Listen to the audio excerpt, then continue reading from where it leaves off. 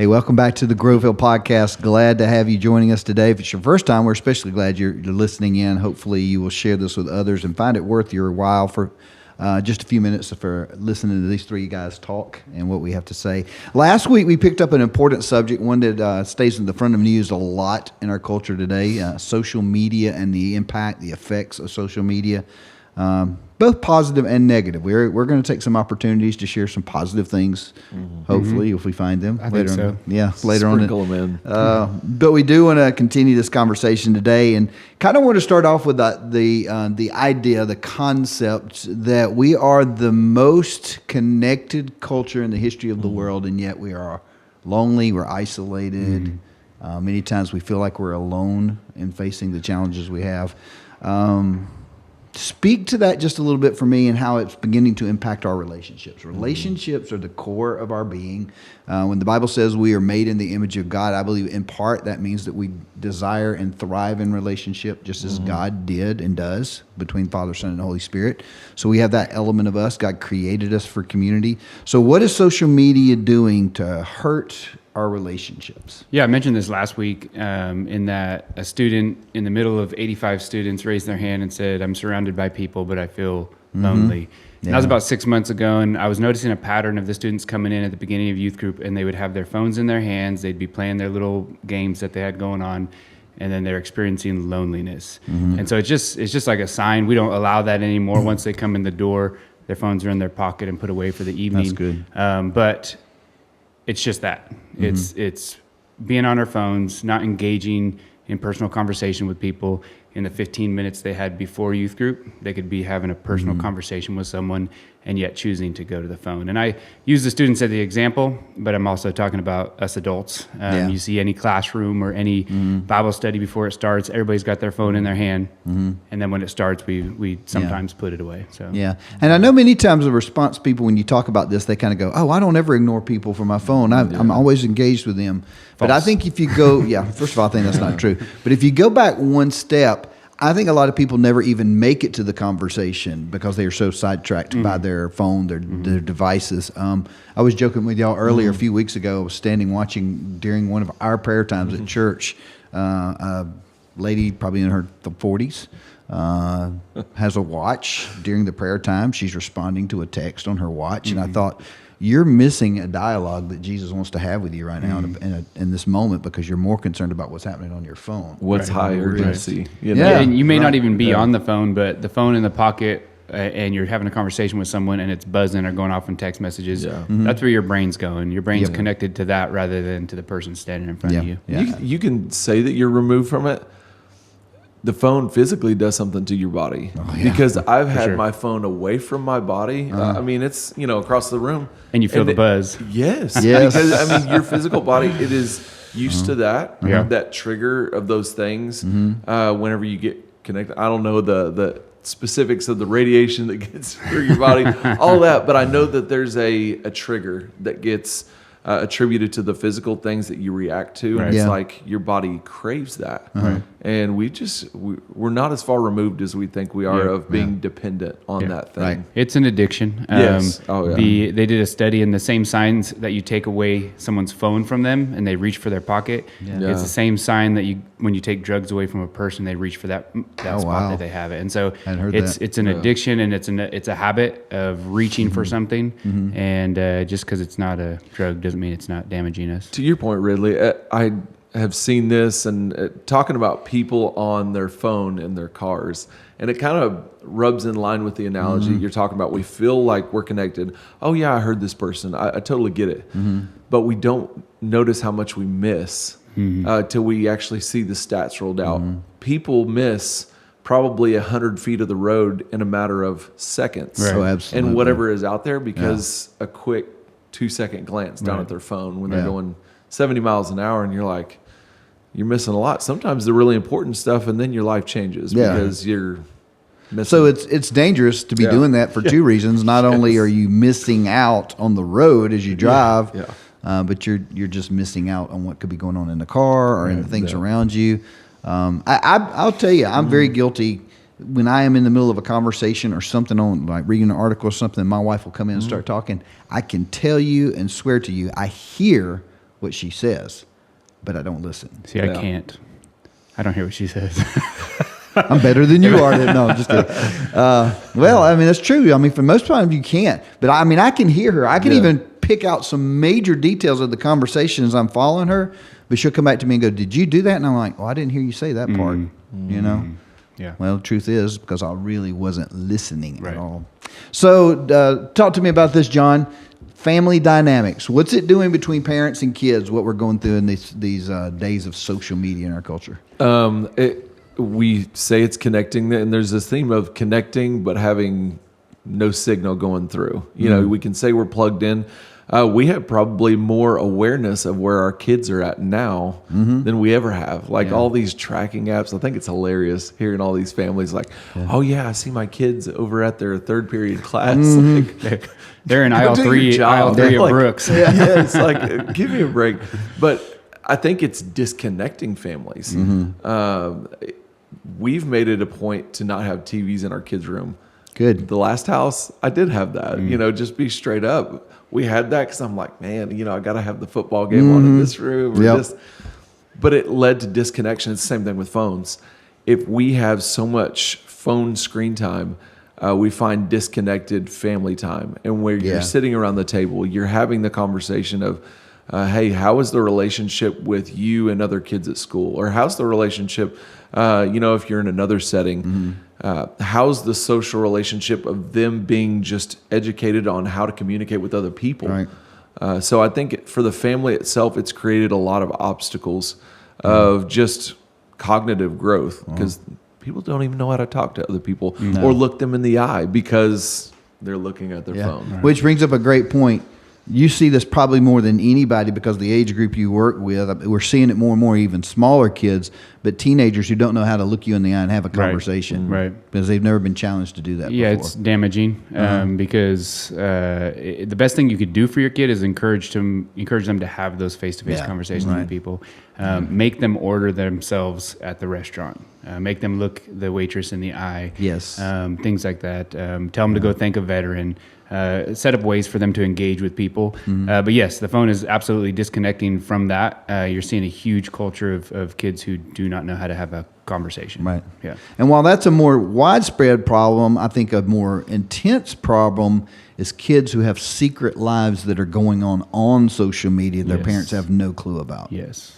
Everything from questioning their identities to dogging out their mom and dad because of choices they're making. These fantasy worlds they build on these games.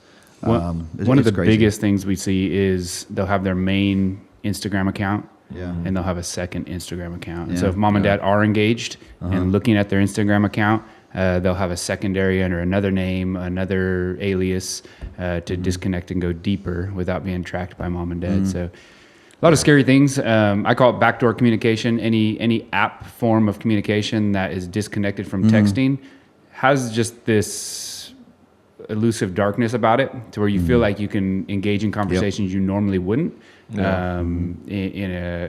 a darker light. And so it's just interesting to see I remember talking with some things parents of youth at my former church. We were having a conversation, and I mentioned, I don't remember what the particular app was, that they had been talking on this app, and the parent gave me this stunned look, and I said, "What is it?" And they said, "You mean they can talk to each other on that app?" And I was like, "Oh yeah." She said, "I just thought it was Facebook and text, and at that point, Instagram. You know, TikTok I don't even think was a big thing yet." And I was like, "No." I mean, like just about every app has some form of messaging or communication or something. She goes, "How are you supposed to keep up?" Yep. How are you supposed to keep up? And the whole idea is you're not. Yep. You know, when the producers, the creators of these apps put those things in, they do it on purpose because in capturing your kid, they've captured a client for the rest of their life. They're not out to protect the family. They're not out to look for your kids. They're out to create money dollars that are driven by lifelong clients for their stuff. Yeah, they create susceptibility, to your point, for consumership. Like, how can we make you buy this? Because think about it. It's not just Instagram. It's the people that are buying the ad space for Instagram. And then, hey, if I can create consumership, well, they're going to keep buying ads on my platform. And then your kids are going to keep going on this platform to suck it in, to suck the viewership. And then we create these idols out of, man, and we do it as adults. Yeah.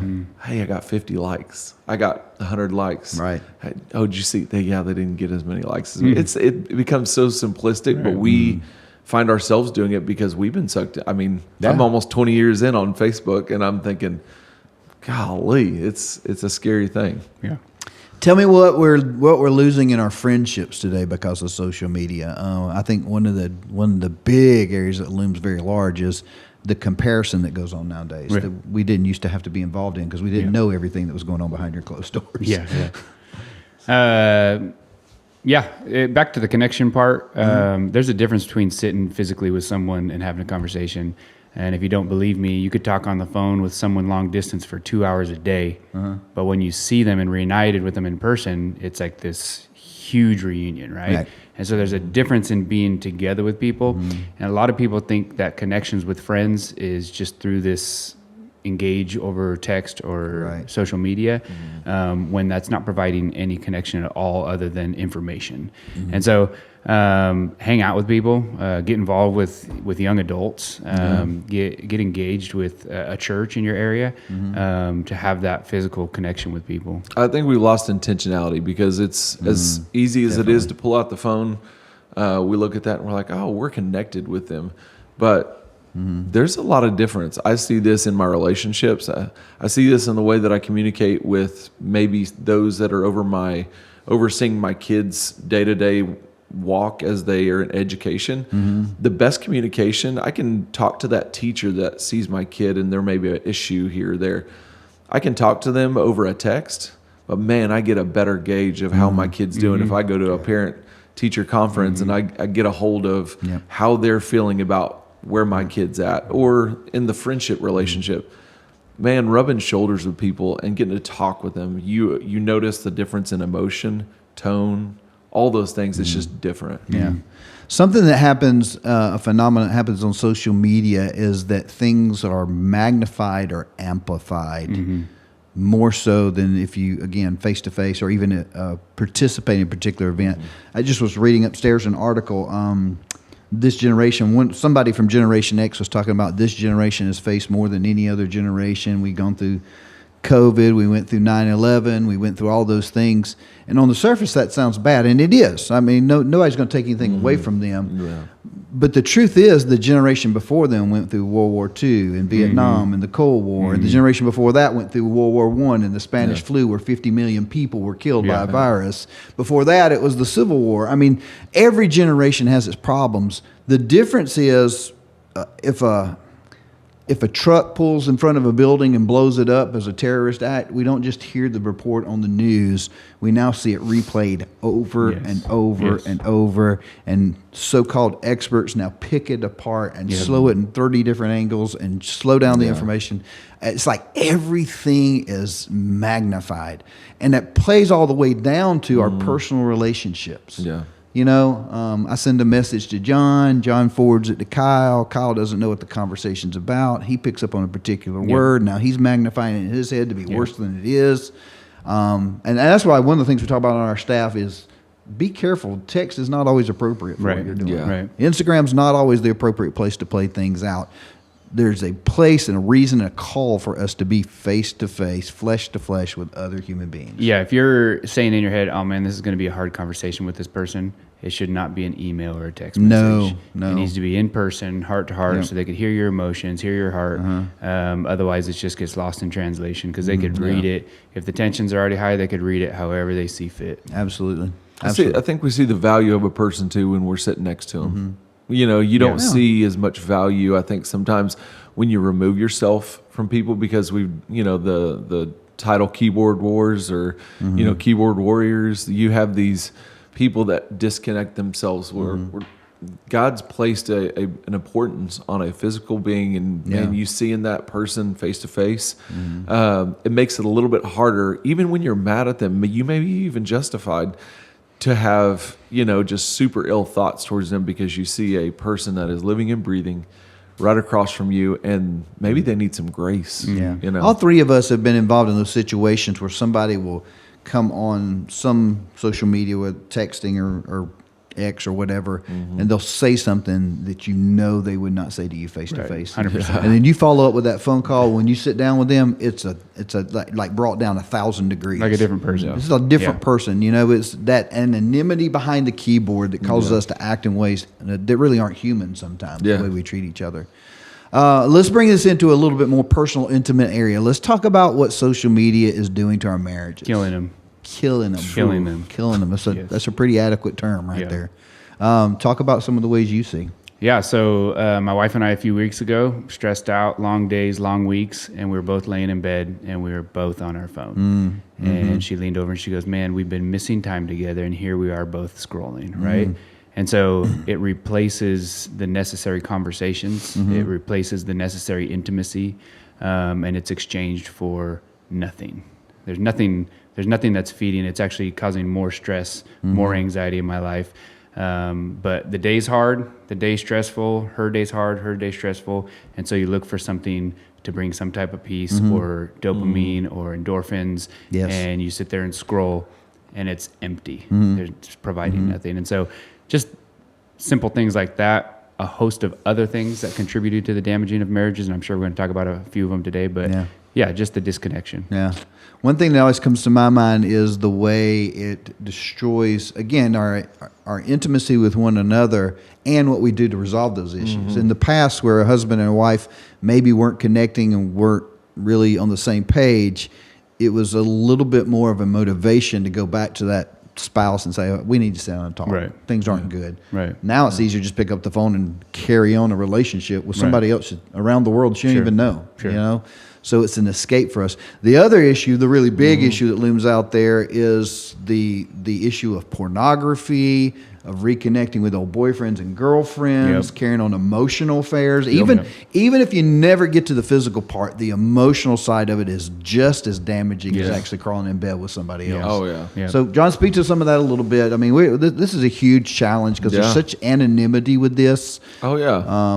We convince ourselves that we're the exception to the rule. So, You know, and let's just be super honest. The progression of pornography has always been available throughout the entire mankind. It didn't just happen whenever magazines came on the scene. This is from the very beginning. I mean, we even see the root words of it in Scripture, porneia, where it's mentioned. This sexual struggle that we, as humanity, have struggled with is there.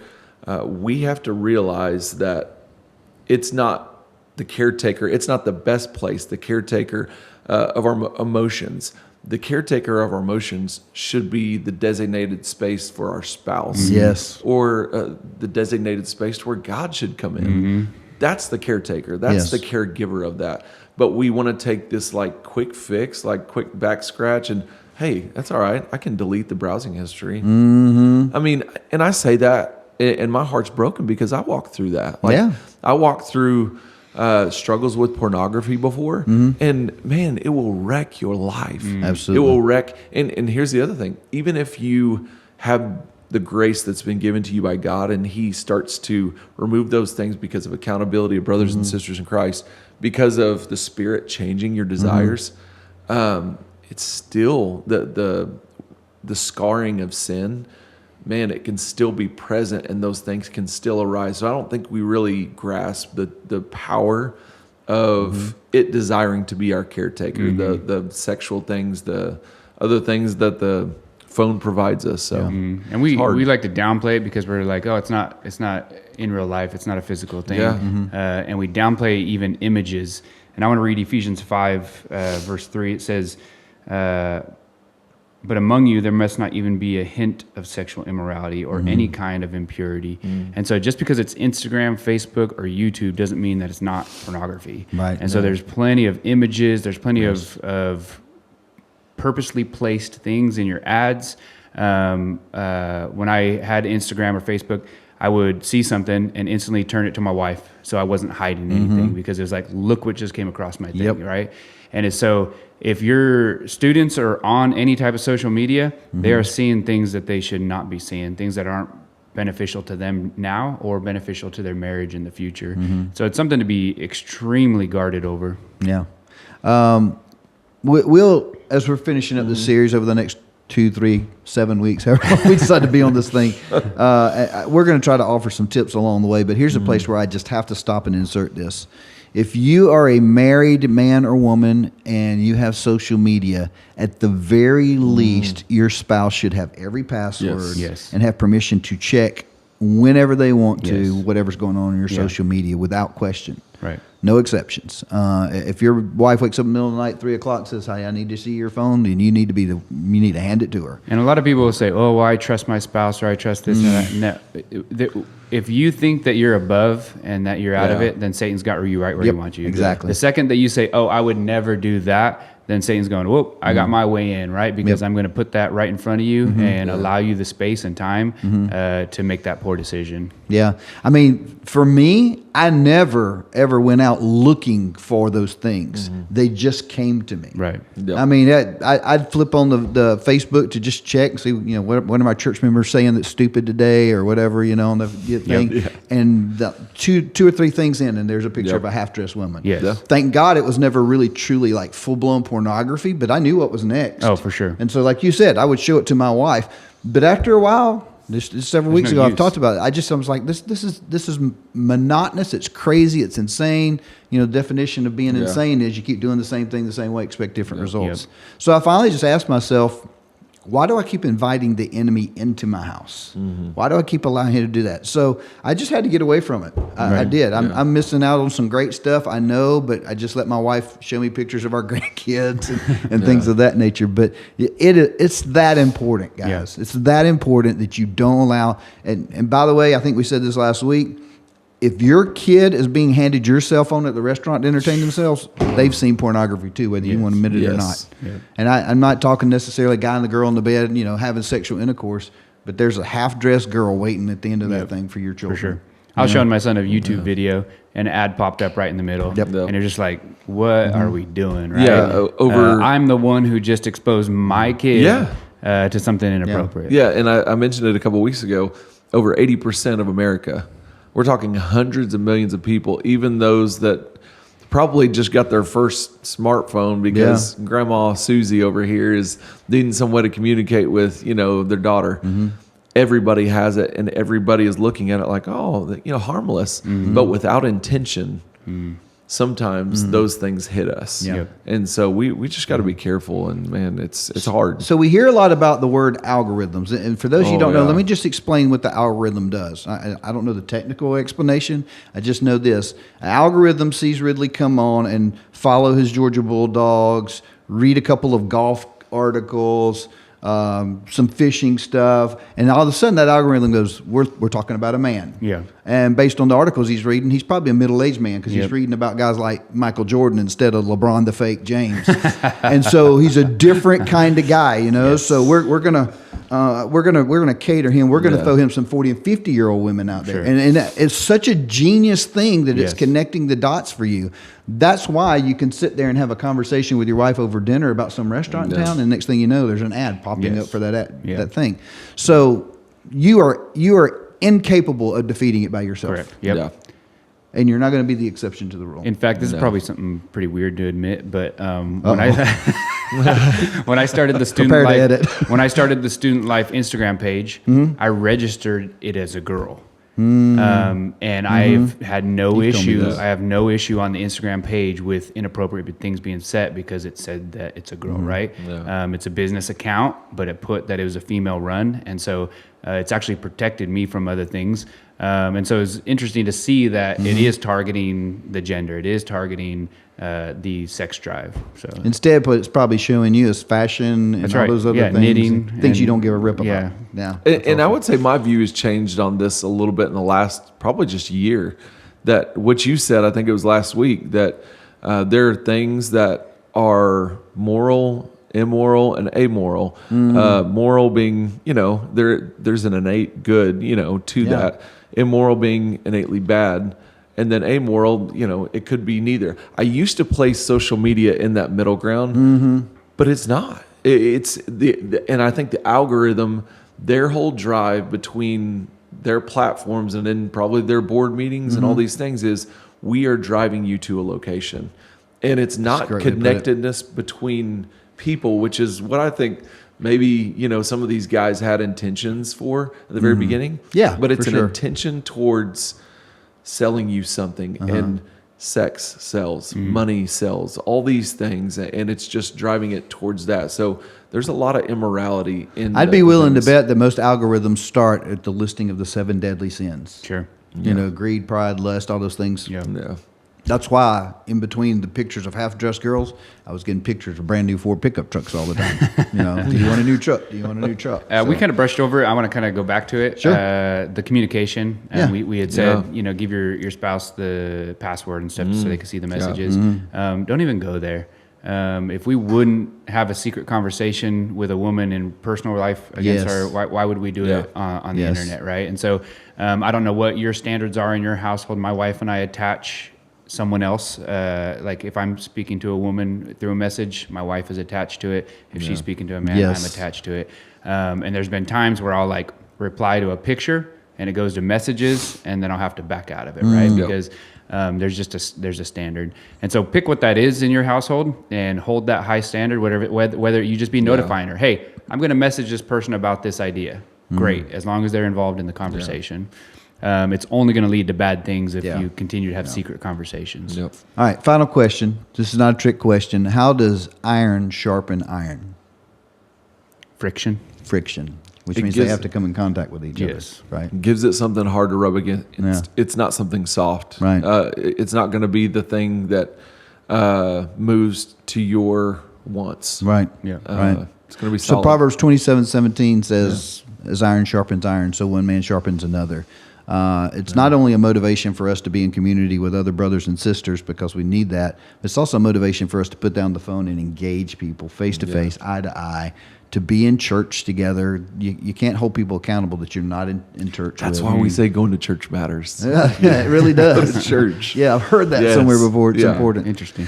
All right. Thanks for joining us today. Come back. We're going to be continuing. Obviously, there's lots to talk about here. I feel like we're rushing through these things and having to skim the surface, but we want to keep digging down deeper. Again, if you've got thoughts, questions, ideas, even tips that you would share as we're going through this over the next several weeks, we look forward to hearing from those. Click, like, share, follow us, come back and listen and engage us in the conversations. Thankful for our audience continuing to grow a little bit. One person a week, I think. Is All right. Yeah, that's good. But we'll look forward to seeing you back here, maybe at Sunday morning at 8, 9:30, and 11 at Grove Hill Church. Have a great week. Bye.